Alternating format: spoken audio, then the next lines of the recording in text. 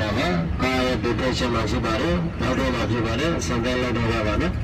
ရပါမယ်တရားမပါမြတ်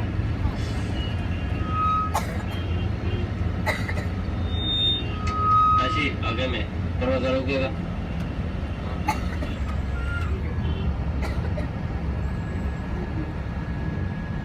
နောက်တော့မှာပါနော်အချာကြီးရလည်းမရပါဘူးပလိုက်တည်ရှိတယ်သူတို့ကအော်ရဟုတ်တယ်အဲ့ဒါကြောင့်ခဏလေးပဲပြေလို့ရမှာပါအဲ့ဒါကိုကျွန်တော်ကပြန်မှန်းတော့ပါပဲဒါကြီးတွေကမှကြီးတွေအဲ့ဒီ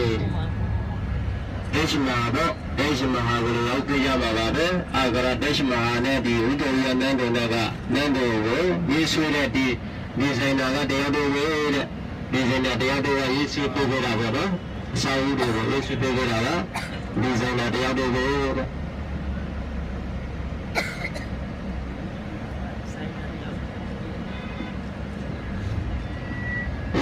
ပေါ်မှန်းနေလို့ပေါ့နော်ဒါတော့ဒီနေ့ကတော့အရှိစေကာလကပြည်သူ့ဆိုင်ကြတဲ့နေရာပေါ့အတိက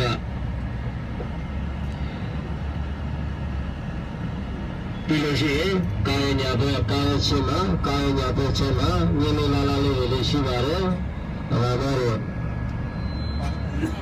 စေုံကြကြတဲ့ကမ္ဘာတွေပြောလို့ရပါတယ်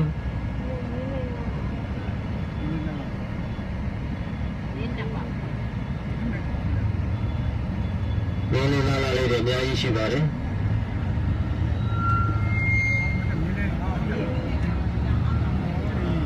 ဆေးရှင်လို့ရှိရင်တော့ဘုရားပြလာလို့မရပါဘူးပုဂ္ဂလိကပေါ့နော်တည်သုံးလာပါလိမ့်မယ်ဒကာကြီးတွေဒကာမကြီးတွေနော်ကာလကတော့တည်သုံးကိလုပ်တော့ပါပဲဘုရားပြလာရင်တော့ဒီလောက်ပေါ့နော်ဒီမှာပြန်ရထားတဲ့နေရာလောက်ပြောရမှာပါ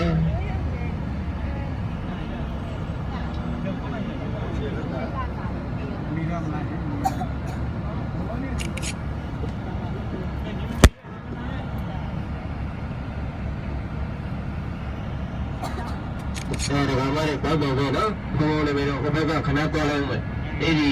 ဒီကောင်းကနေအဲ့ဒီကောင်းကနေတက္ကမတွေကိုကာလကတ္တအကြောင်းကို explanation နဲ့လောက်အောင်မှာရှင်းပြအောင်ပါနော်